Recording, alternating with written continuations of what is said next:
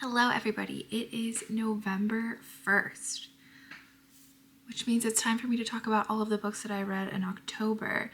But I didn't make one of these for September, or actually I did, and I really hated how it turned out and I scrapped it. But I still want to talk about those books, but in total between October and September I read 38 books, and that just feels like way too much like to sit down without any sort of structure and like ramble about them, because that's what I will do. I will ramble forever. So I thought it would be really fun instead to do a tier ranking all of the books that I read in September and October. I feel like these are kind of like my fall reads. There's a lot of romantasy in here and also a lot of books about orcs, because I made an orc video. If you have not seen that, I'm going to go into the books here, but if you want more in-depth information about my thoughts about all these orc books, go watch that video. This is 38 books. But let's get into it. Let's get into my tiers. So first off, we have She is Moonlight, the mist that shrouds the mountains.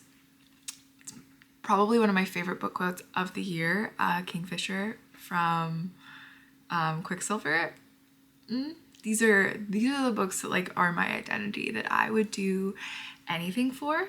Then we have There She Is. Of course, if you read Serpent in the Wings of Night, that is Rain's catchphrase. These are the books that are like, great. Not changing my entire life, but I loved them. We have You Have to Be Realistic. Logan Ninefinger, the Bloody Nine from First Law, his catchphrase. These are books where it's like, this was good, but I have to be realistic, it wasn't great. It wasn't life-changing. I'd probably recommend it, but it is what it is.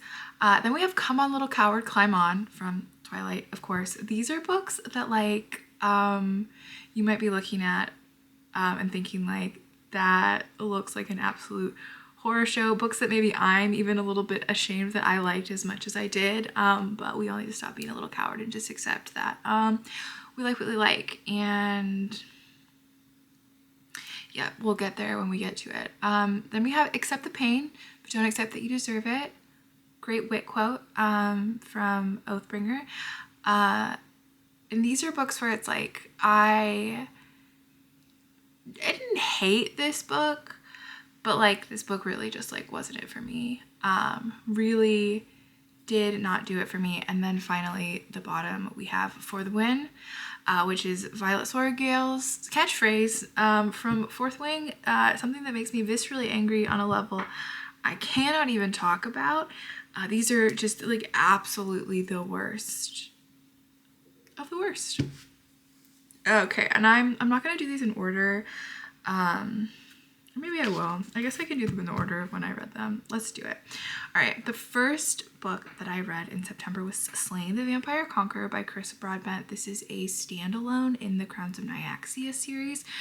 This features, it's not any of the main characters. This features a bloodborne vampire and a priestess, a human priestess, and it is like their romance and their journey. She is sent to assassinate him, and then things don't necessarily go as planned.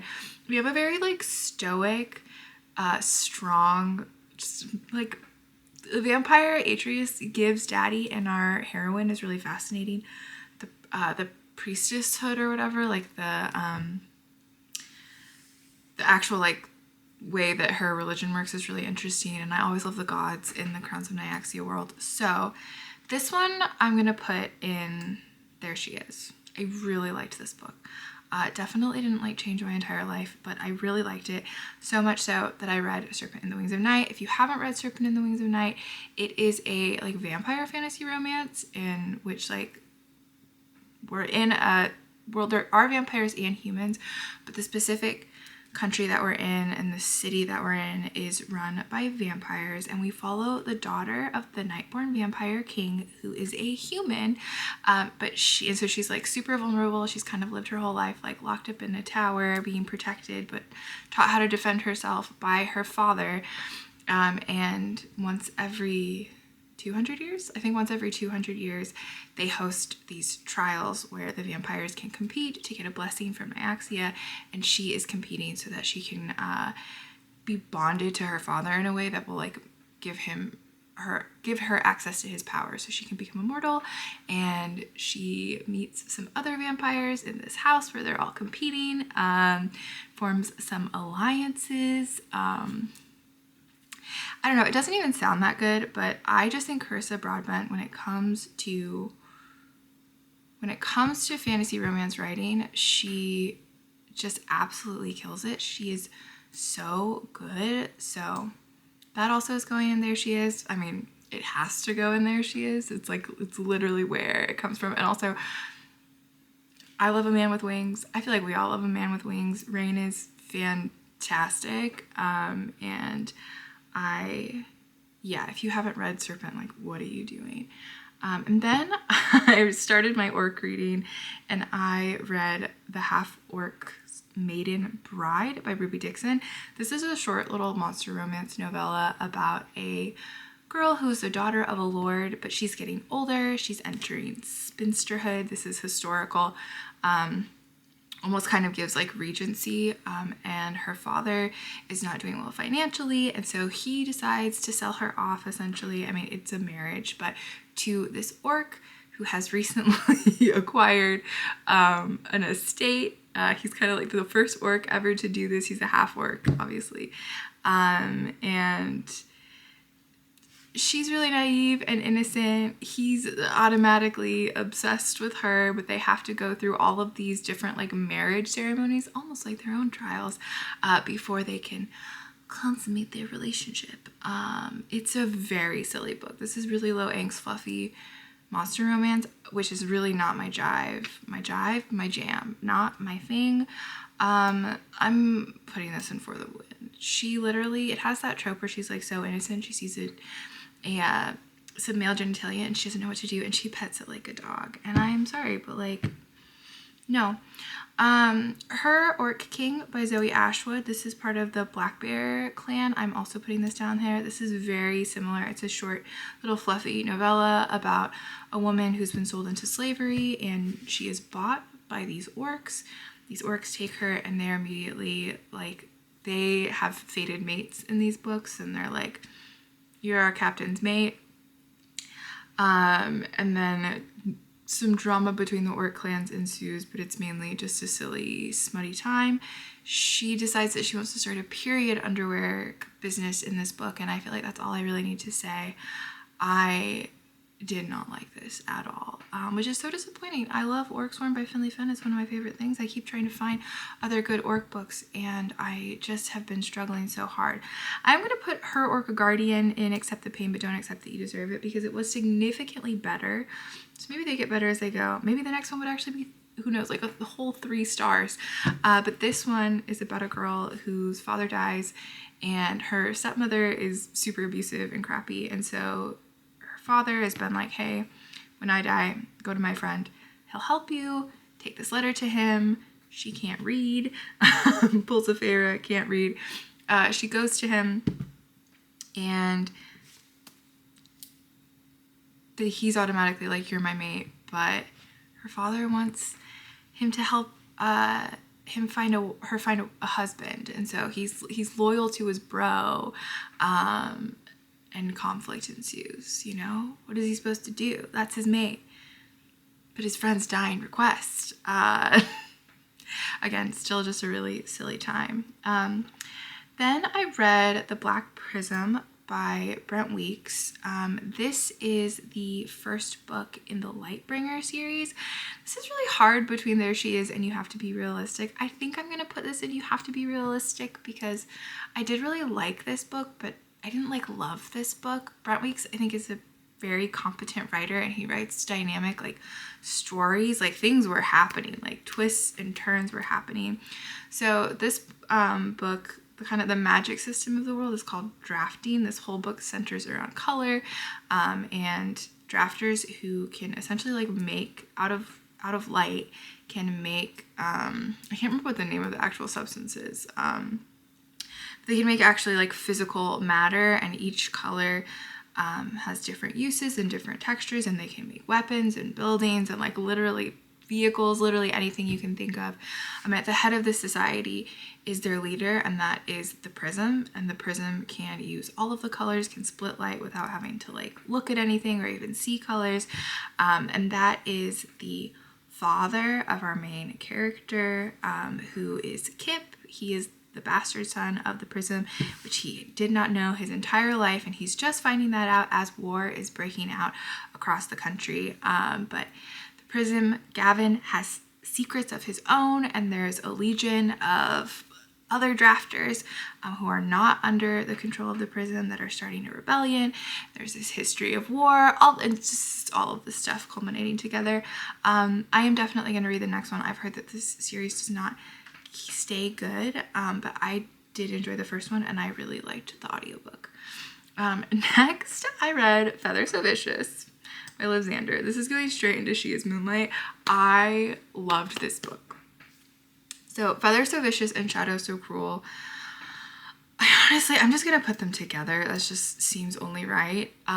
These two are a dark fantasy romance duology about raven shifters. So our main character, Glantia, has been raised by this lord. I guess her father is a lord.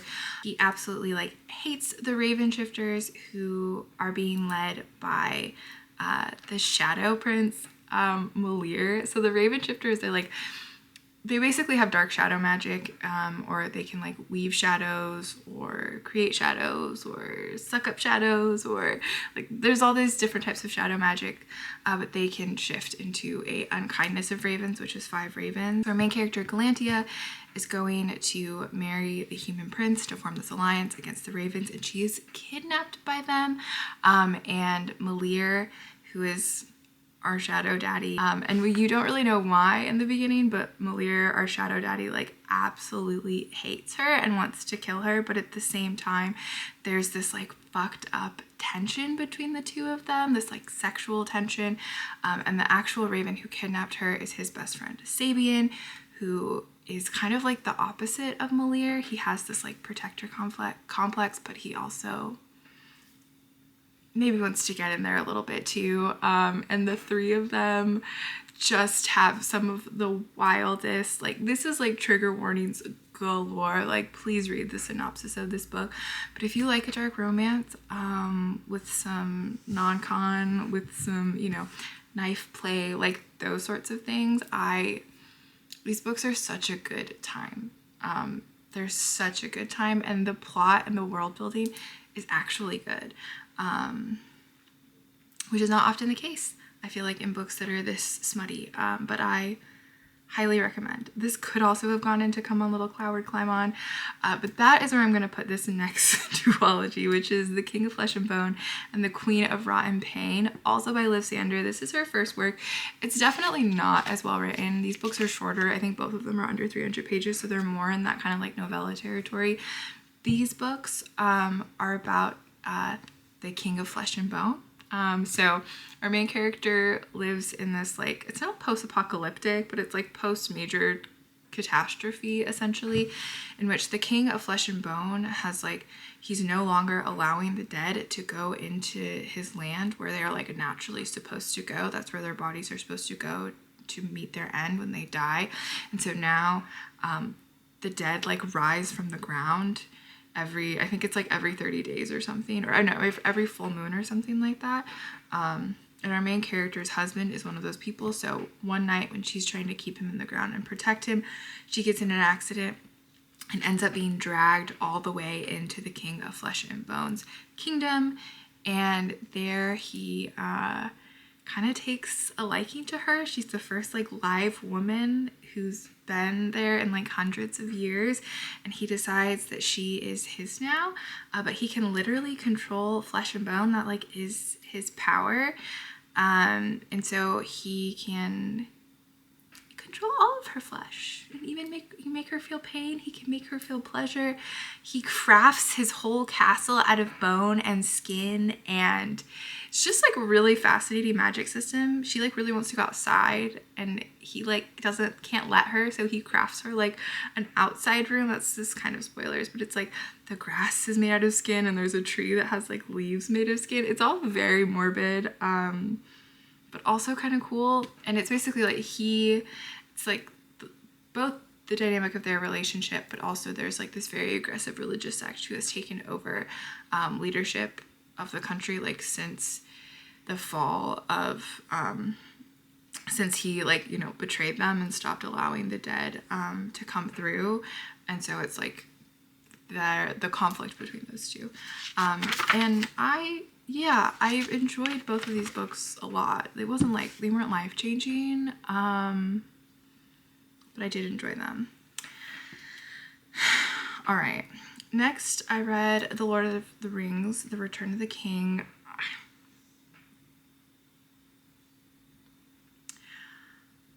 I really want to put this in Accept the Pain, but Don't Accept That You Deserve It. And I'm going to. It feels wrong to put a book so beloved there, but if I'm being fully honest, I don't like this book.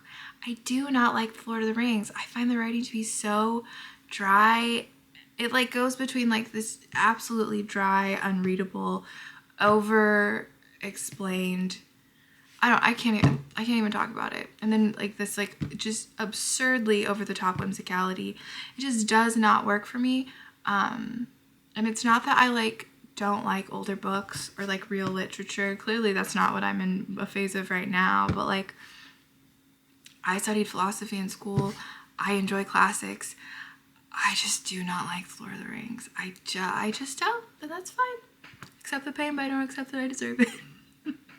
All right, then I read Six Scorched Roses, which is the novella in the Crowns of Nyaxia series that takes place between book 1 and 2. I think I'm going to put this in You Have to Be Realistic because I did really like this novella, but people go nuts for this novella, and I thought the pacing of it was just not great. Like, I feel like this needed to be its own entire book. This is about, again, this takes place in another country. It's different from the mainline series, and it is about a human girl who's kind of like a scholar, a scientist, but like her father made a deal with a god when she was a kid, and now everybody in their town is getting this like horrible illness, and she's trying to figure out the solution, and she thinks that vampire blood might have something to do with it. And so she makes contact with the only vampire kind of in the area, and offers him a deal that she'll meet with him 6 times and in turn give him 6 scorched roses. And this kind of like unlikely friendship and alliance forms between them, and then they go on to be main characters in the next book of the Crowns of Nyaxia series, that first duology. So yeah, Vale and Lilith are really precious. Then I read Legends and Lattes. I'm putting this in There She Is. I did not think I was going to like this book, but I loved this book. So this is about an orc, Viv, who's been kind of like an adventurer, a mercenary type of character, always like been on jobs, you know, killing monsters, you know, living this like exciting, dangerous life. And she decides that she's done. She does one last job. She moves to a new town and she opens up a coffee shop. No one even knows what coffee is, but she slowly meets this adorable cast of characters. And this is very much one of those, it's just a sweet little book about friendship. There is a conflict. There are some bad guys. There is a little bit of a really cute romance. But mainly, like, I don't know, Travis Paltry just writes really well. And like his characters are so likable and sweet, but feel like real, even if they're not super fleshed out. And you really just feel like you're like cuddled up in a little coffee shop when you read this, and it's precious. I'm obsessed with it. I have not read the next one, but I definitely want to. I'm just nervous though, because that's another one where people say that like the quality goes down significantly. All right, now we have Halfling by S.E. Wendell. People love this book. I'm putting this in Accept the Pain, but Don't Accept That You Deserve It. I hated this book. This is like 500, it's a 500 page orc adventure. So this girl, Sorsha, our main character, is kidnapped from her family to be taken to the orcs. Our main orc character, Oric, he was raised by the orcs, but his mom was human, so he is a halfling. And because he's a halfling, he's like treated extremely poorly by the orcs, and he also knows how poorly his mother was treated by the orcs. So when he sees Sorsha, he's like, I gotta save this girl. But she's been dragged across the entire kingdom, and so she has a long journey back, and he realizes quickly, like at first he's just gonna take her to the humans, but he realizes quickly, like, oh, she's not gonna make it. And so they go on an adventure together. Oric is just so depressing, and he is so low self-esteem, and so does she. And so it's just like, I hate when it's miscommunication, because both of them are like, oh, but no, he doesn't like me. Oh no, but she doesn't like me. And then the smut was so dirty, which just felt like, I love that normally, but it just felt so weirdly in contrast to the rest of the book. I don't know. It was weird. Okay. Then we have Quicksilver. I mean, it's where the quote came from. The hype around this book is so real. This is another fae romance, but it does also have vampires in it. So our main character is living in this, like, I don't even know how, I think in the video I tried to make, I described it as almost like a dune scenario. Like the sun is out all the time, there's no water. The poor people are quarantined and are being treated like they have some kind of disease.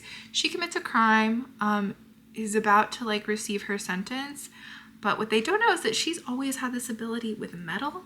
She doesn't really understand it. She doesn't really know where it came from, but she can manipulate metal.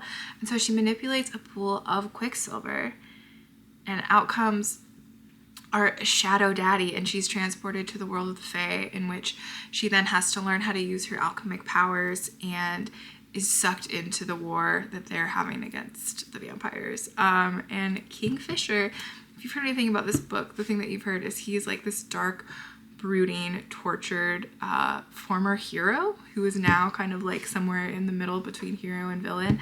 And he has one of the dirtiest little mouths. Like, the fucking banter, and it comes out so hard so fast, but it is everything.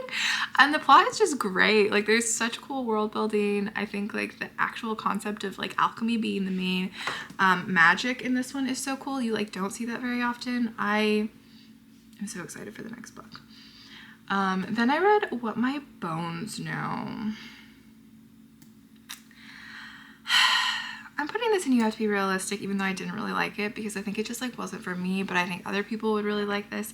This is a book about CPTSD, a one woman specific like journey with her CPTSD diagnosis and her childhood trauma. The woman who wrote this book used to work for This American Life, so she's a pretty good storyteller. I just didn't think that it really like culminated to anything super compelling for me, but if you're interested in CPTSD and dealing with trauma, it's worth a read. Then I read Twilight. Me and one of my friends are rereading the Twilight books. Come On Little Coward, Climb On. I don't know that I would normally put it in this category, but I have to, because otherwise it would probably be in, actually, you know what? I don't know. This is like kind of a guilty pleasure. Is it terrible? Yes. Does Edward kind of have Riz? Also, yes. It was not as bad as I thought it was going to be. And Bella Swan is kind of intolerable in every single way. And also just a nonsense character. But I had a good time. I enjoyed myself. These books are fun, and they're fun to reread, especially if you read them as a kid. And I haven't read them since I was like literally in the 7th grade. So I'm having a good time. I reread also Words of Radiance. Obviously, this goes in She is Moonlight. The Stormlight Archive is like one of my favorite book series of all time. Words of Radiance, I enjoyed. Okay, here's actually the thing. So this is an epic fantasy series. that it's really hard. This is what everybody says. It's really hard to talk about what these books are about. Words of Radiance is the second book, which makes it even harder to talk about what it's about. I really liked this book a lot more on the reread. I enjoyed Shalon's character so much on the reread. And the last, I mean, you know, they call it the Sanderland for a reason. The last 200 pages of this book go off so hard. But the way that he can write a 1,000-page book that like just feels like it flies by is, I love him. It's such a boring take to love Brandon Sanderson, but I love him. This is one that like TikTok fully got to me. Little Stranger by Lee Rivers. This is a dark romance. It's again like kind of like novella length. But it's like two foster siblings, and the guy is like completely unhinged, like a sociopath, but he's obsessed with his sister, and his sister is kind of obsessed with him too. And it's just like him being a sociopath and doing all kinds of fucked up sexual shit to her, and her being kind of into it. And then him getting really sad at one point, and then, yeah, I don't know. It was one of the most vile things I've ever read. There's like no story. It's just really poorly written sociopathic behavior. I'm not even against a man who is a sociopath. Just like, please write it better. Like, it's like I'm just supposed to be like turned on by him chasing her after her with a screwdriver that like I don't need a story. I'm like, if that's you, good for you. It's not me. And then my final book for September was Ashes in the Star Cursed King. Which I know I put Serpent in there. She is Ashes goes and she is Moonlight. I loved this book. It was such a perfect conclusion. The way people say that the second book is worse than the first book. The way. I'm not going to talk about what this book is about because it's the second book, but it is the conclusion. This is a duology. I'm so excited. The first book in the second duology in Crows and Iaxia comes out this month.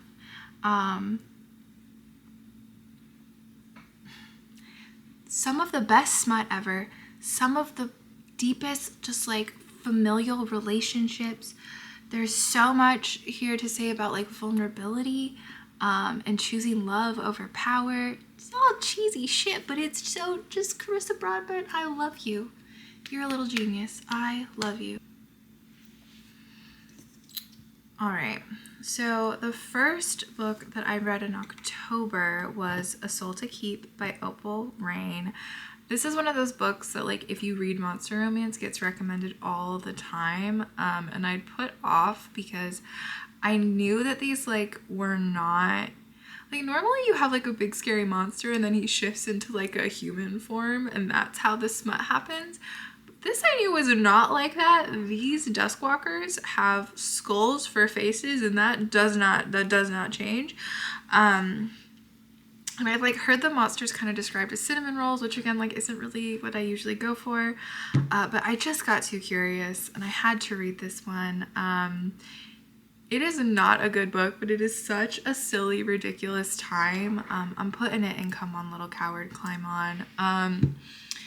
So this first one, the plot is this particular Duskwalker has offered this human village a protection spell over their village, and he puts it up every 10 years. It lasts 10 years, but in return, he asks for a bride or a companion because he's really lonely. He lives in this demon vale and doesn't have anybody to hang out with or anyone to talk to. But the thing about Duskwalkers is that they eat humans. Kind of the way that they get both their form and their intelligence is by eating other creatures. So his form, like the skull and the antlers that he have, it has to do with like the first animals that he ate. And then every time he eats a human, he becomes like more human-like, more intelligent. And so fear makes him really hungry. And so he brings this girl with him, but she knows that she's in like danger being around him, but he's trying really hard to control himself and to take care of her so that he doesn't have to be alone. And it really is just that like playing out, and then, you know, romance ensues. There's a demon king who lives in this world who's kind of like at least one of the villains, and is the villain in the first two books. But Orpheus is like really sweet, and it is like the interactions between them are very cute. The writing is not very good. And this one is not bad, but like, here's what I'll say. Tentacles are a niche interest, you know? And they're just not my niche interest. I don't hate them. Like, it's not like, oh, if there's tentacles, I'm out. But it doesn't do anything for me whatsoever. I felt like this book was kind of longer than it needed to be. But if you're looking for a silly, goofy monster romance, you should read it. And I'm gonna go straight. I did read another book in between, but I'm gonna go straight. So I was like, what did I just read? What was this silly, ridiculous time that I read the next one? A Soul to Heal. And I actually liked A Soul to Heal more than the first one. Our main character in this one, his whole thing is that like he hasn't eaten that many people, so he's really not that smart yet.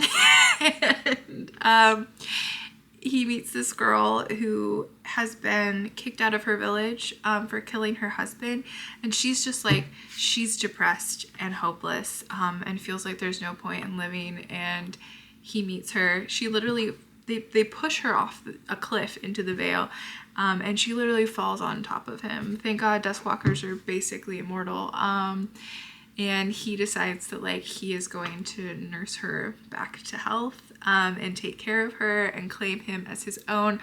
But she's really mentally fucked up, and he's literally kind of a little clueless idiot. So they got a hard journey ahead of them. This one does have like unexpected pregnancy in it, so if you don't like that trope, you should know that. And it's kind of weird. It's kind of weird, but it's, again, silly goofy fun time. Then I finally committed, after trying to start this book several times. I finally committed, and I read the first Crescent City book. I read House of Earth and Blood. I'm having a really hard time deciding where to put this book, if I should put it in There She Is, or if I should put it in You Have to Be Realistic. I think I'm gonna put it in You Have to Be Realistic, because like, did I enjoy this book? Yes. I think the world is really interesting. There's clearly a lot of crossover between like Throne of Glass and ACOTAR in this. Like, you can feel how this is like becoming like a universe. But one, it took me so long not to hate Bryce. So long. Like, Bryce annoyed me so much for the first probably like 500 pages of this book. And it really takes its time getting interesting. Sarah J. Maas is not like naturally allowing the world to build. She's like, here's the world, let me just like plop it all on you. I don't have an issue with that in terms of it being like hard to keep up. She like does a good enough job explaining the world and repeating things when they need to be repeated. It's more so just like, it's not super compelling, and there's not a lot plot wise going on. I don't know, urban fantasy I just struggle with. Like, Hunt, everything physically about Hunt, and even Hunt's like personality, is like so hot, but then it's like he wears a backwards baseball cap and he likes football. And how am I supposed, I will say, I was really intrigued by Rune in this book, and I know Rune is a fave, so I'm excited for the second one. I started the second one, and there's a Rune scene within the first like 40 pages where I was like, yeah, I think this is why I'm here. This is why I've arrived to the party. So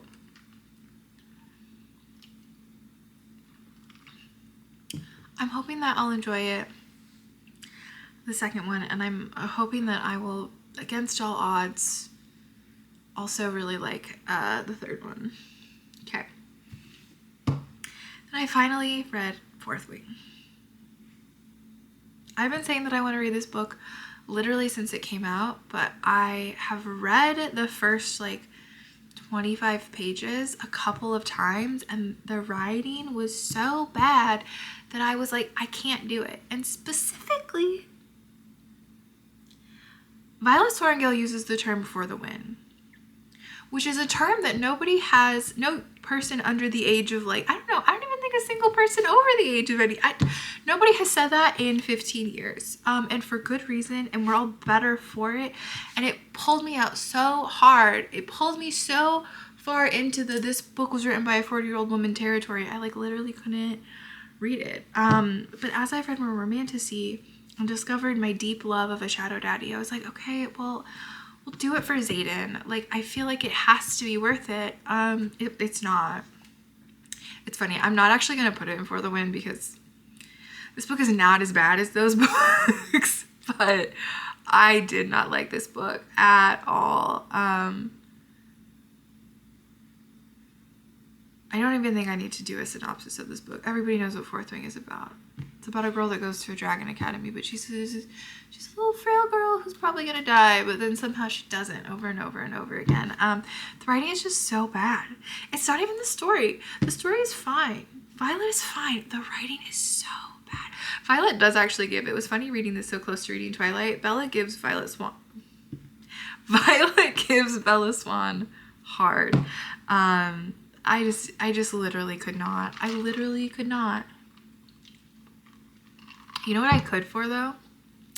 Tarn. Tarn was my favorite thing. People say that like they love the dragons. I agree actually with that. I love the dragons. I love the relationship between the dragons. I will say, if you like Xaden Ryerson, and you like actually smutty books, because Fourth Wing isn't very smutty, like there's a couple of scenes, it's a spicy, like somewhat spicy book, but again, not very. If you actually read smut, there is a series, I don't know what the overall series are, but it's the Flame King's Captive and the Flame King's Bride. Not books that I would super highly rate, but it is literally like if Fourth Wing was Omegaverse. I had so much more fun reading those books than I did reading Fourth Wing. So if that's your jam, I would say check those out. But oh my god, I was so disappointed because I really believed that like Xaden was gonna do it for me, and Xaden on paper has everything I should have wanted, but like I just couldn't have cared less. Another disappointment, I'm going to put this in You Have to Be Realistic. The You Have to Be Realistic category is kind of funny because there's some stuff that I like really liked, and then some stuff that like I didn't like that much, but I can see the appeal of it. Phantasma was one of the ones that like I didn't really like very much. I think I gave it 3 stars. The hype that this book has, I was so excited for it. So this is about a girl who comes from a line of necromancers, and her mother has recently died. She's come into her power. Everything's kind of shifting. It looks like they might lose their house. And with all of this happening, her sister disappears, and she realizes that her sister has gone and joined this thing called Phantasma. Phantasma is this competition. It's like this house that pops up in different cities around the world, and you go in to this essentially a haunted house and compete in trials based on the 7 levels of hell, and whoever wins gets like a wish granted. And so she decides to compete to find her sister and save her because her sister doesn't have magic. Her sister, she's like, what the fuck happened? And she immediately meets this phantom, Blackwell, and they strike up a little deal, and then, you know, slowly the romance ensues. If you have a praise kink, you should read this book. If you love haunted house shit, you should read this book. If you're like a Halloween girly, you'd probably love this book. I'm not a Halloween girly, and this book really gave like spirit Halloween to me. And I found the trials to be really boring. I guessed the twist really early. It just didn't have anything going for it, except for the one scene in which they smash and phantom rain falls from the sky. But yeah, people also act like this book is really spicy.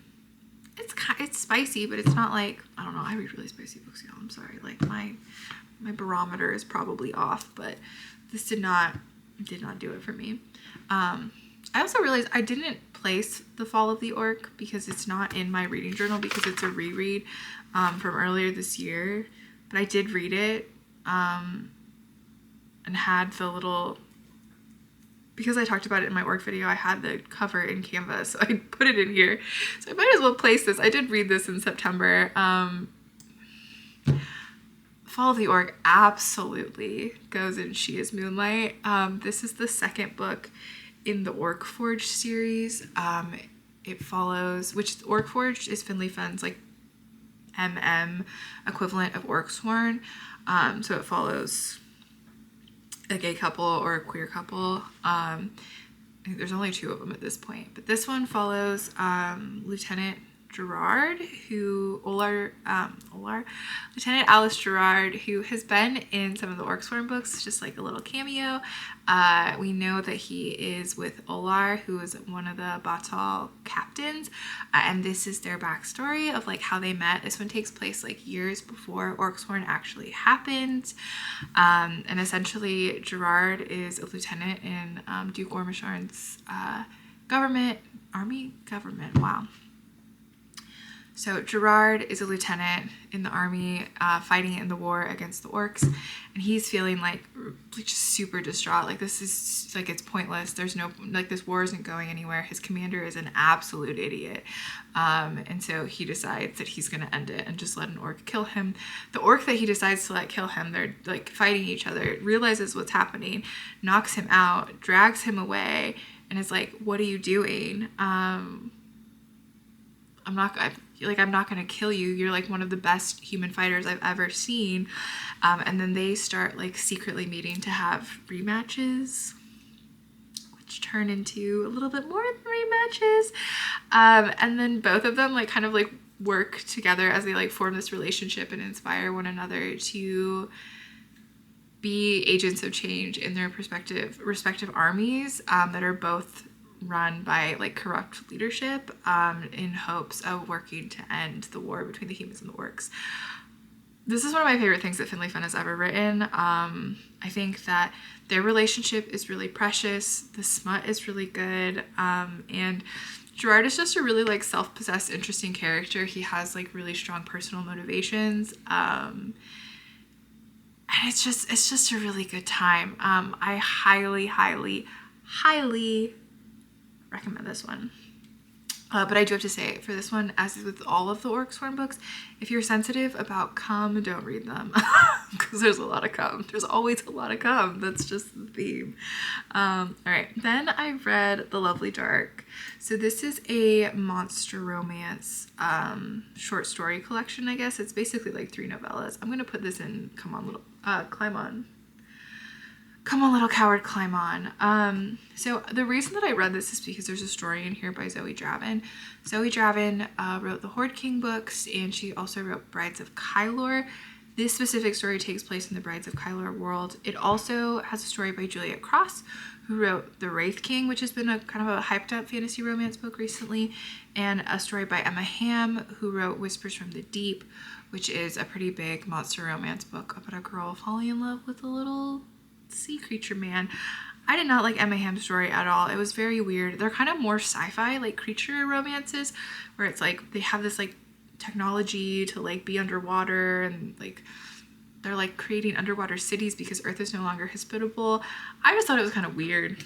They were like literally falling in love underwater. They couldn't speak to each other. It also has that thing that alien romances sometimes have, where they can't speak and then they get like some kind of communication software or device. And her skin would get all like weird and fucked up from being underwater for long periods of time. I don't know. It did not do it for me. The Juliet Cross story, it's in the same universe, the same world as the Wraith King, but I think it's like a different type of monster. I haven't read the Wraith King. I've heard really mixed reviews about that book, and honestly generally bad stuff about that book, which I can believe based on this because the premise of the story is so interesting. But the actual landing is just not it at all. And then the Zoe Dravin one was great. I love Zoe Dravin. I love every single Zoe Dravin book I've ever read, I think. And I especially really love the 2 Brides of Kylor books that are out. And I think if you're interested in Zoe Dravin and you want to like get a little taste before you jump fully into one of her full-length books, this would be a good place to start. Or if you've read the Horde King books or Brides of Kylor and you haven't read this, like her story's great. And it's a nice little additional slice of that world, since I don't know if she's ever writing another one of those books. And it makes me really sad. Okay, Then I read Reign of Shadows and Ending, which is an urban fantasy. I'm like, do I even remember what this book is about? Like, this is an urban fantasy in which, like, there's fae, there's humans, there's fae, and then there's the legacy. The legacy are like the highest tier of people, and like the like leader, I think it's like the leaders of the legacy need something called a source, and so they select a fae to be their source, which they like enhance their power, and they get this like source bond, the source connection. And so our main character is this fae girl who like is not supposed to be any, she's like a nobody, she's not supposed to be selected as a source, and then she is, and she's really not happy about it. And the fae who chooses her is kind of like a morally gray, not such a good guy, and then you have like the back and forth between them. It's a little bit of like a, I guess maybe enemies to lovers at some point, but it's like he's got this whole crew around him, so there's multiple different like men in there, and can you tell how much I didn't like this book? I was so disappointed because people love this book. The people on TikTok have been losing their mind over this book, and I did not get it at all. It was literally just like, I hate you, but I'm weirdly attracted to you. Oh, but I fucking hate you. I'm like weirdly attracted to you, but I hate you. I just could not care less about this book. I think I kind of blocked out this book. It was like 700 pages, and it was so terrible. All right. Then we have Plated Prisoner. I read the first 4 books of Plated Prisoner. I'm gonna put them kind of across all over the place. I'm gonna put Guild in There She Is. This is definitely the weakest entry in the series that I've read so far. Not a lot happens in this first book. It is very much just like a setup book, but the setup is so intriguing. We follow Oren, who, this is a King Midas retelling. And so Oren is the favorite saddle, or basically like king's concubine, king's prostitute, you know, like whatever you want to, sex worker, whatever you want to say. But she is literally gold. Like, she's literally gold touched, and Midas keeps her in a gold cage. And she's like his pet, essentially. That's what everybody calls her, like Midas's pet. And Guild is essentially like, this whole story is like the story of her. I think you can kind of get the idea because it's a King Midas retelling, like, you know what happens to King Midas. It's like Oren finding herself in her own power. But I don't really want to get too much into the plot. And Gleam in She is Moonlight. I loved these books. I adored these books. Neither of them are 5 stars. I should say the 5-star books, not all the books on this top tier are 5 stars. Feather So Vicious, Words of Radiance, and Ashes and the Star Cursed King all have 5 stars, but those are the only ones that I gave 5 stars. I think it's like well known that the book boyfriend in here is, or the shadow daddy in the series is Slade. If you've read Quicksilver and you like Kingfisher, like if you love a dirty mouth on a man, like a dark, dangerous man, a man who would literally burn the world down for her, Slade is everything. He's very much got that, like, that Rhysand thing of, like, though he's definitely more morally gray than Rhysand, but he's definitely got that, like, Rhysand thing of, like it's got that same duality of, or that like juxtaposition between like a Rhysand and a Tamlin of like a, people have tried to protect you by taking away your power, and I'm gonna protect you by making sure you have as much power as you fucking can so we can destroy everyone together. I love him. Glow, I will say, was not as good, but I'm still gonna put it in There She Is. I still really liked it. Some people say Glow is like where the series is, like where they stopped reading it. I'm definitely gonna go on. I'm fascinated, but it does kind of get like, start to get a little wild, a little silly, out of control. And I'm really interested to see how she keeps that up. in Gold and Goldfinch, which I'm definitely going to be reading this month, but highly recommend Plated Prisoner. This whole series could technically go in that come on little coward, climb on area, and that it's such a silly, goofy time, but I just love it so much. It's so good. Also, I should say, the first 2 books don't really have that much smut at all. The 3rd book doesn't have that much, but when it gets there, it like gets there. And then the 4th book, it's like, we've arrived. The 4th book is definitely, it's no longer spicy. It's smutty, but so good. And speaking of so good, I don't know. I almost want to put this in She Is Moonlight, but I don't think I can do it. I think I'm just going to put it in There She Is, but I loved, oh, this is really hard. I'm going to put her here. Is the new Ruby Dixon book, Full Moon Rising, which I cannot tell you how shocked I was by how much I liked this book.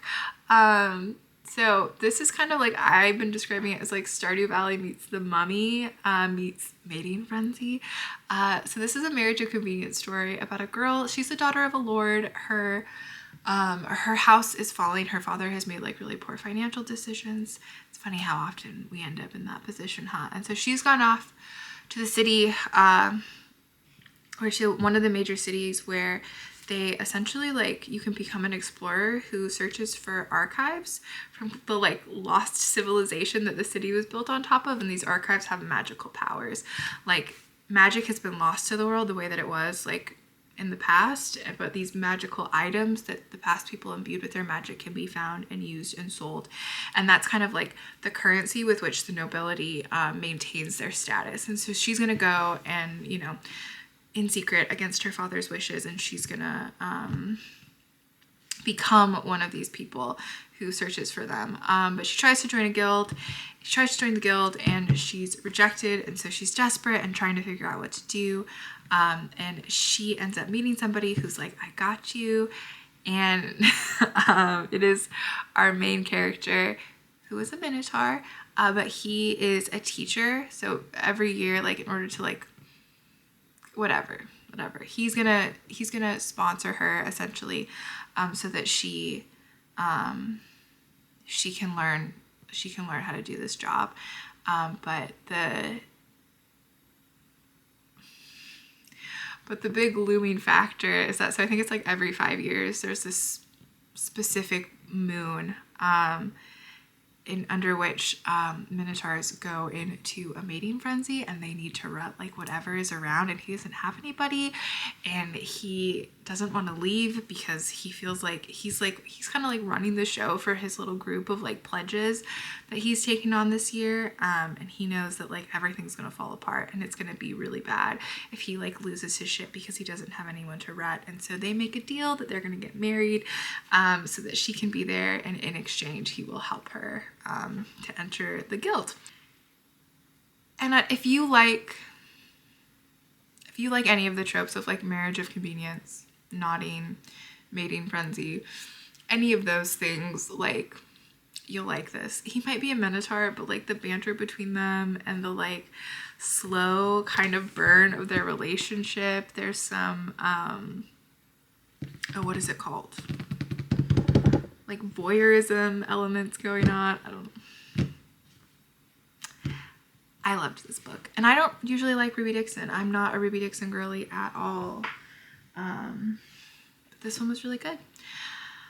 Then I read The Demon's Queen by Katie Robert. I'm just gonna put this in Come On Little Coward. I didn't really like this one very much. The Dragon's Bride, which is from this same series, The Deal with the Demon, is one of my favorite monster romances ever. The Deal with the Demon series by Katie Robert, the main premise is that Azazel, who is our demon in this one,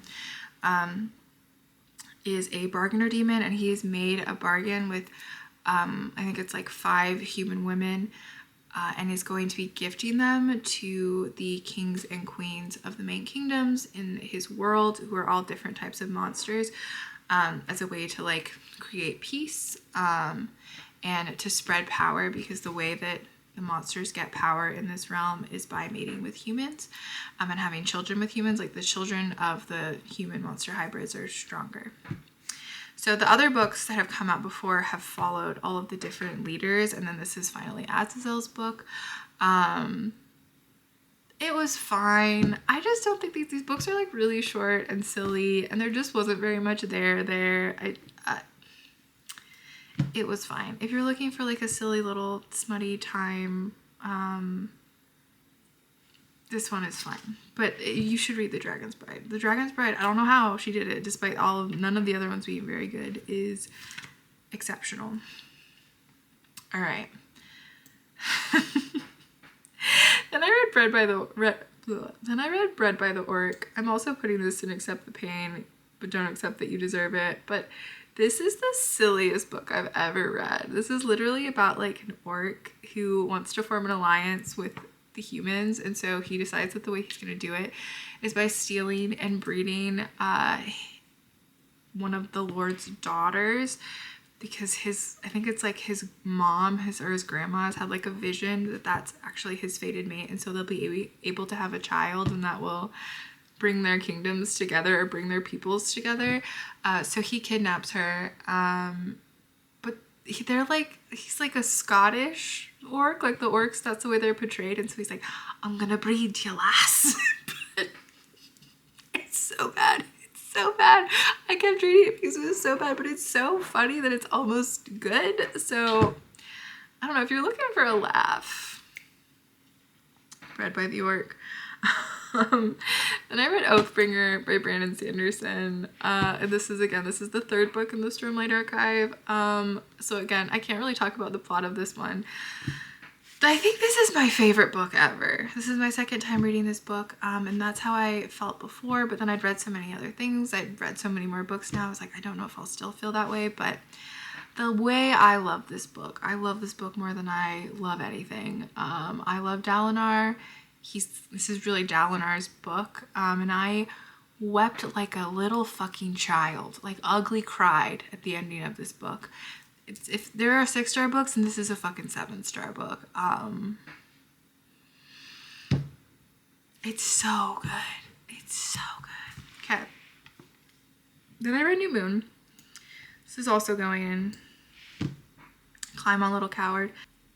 Again, so I was Team Jacob as a kid, and Bella Swan made me furious. Made me want to like rip myself limb from limb in this book, but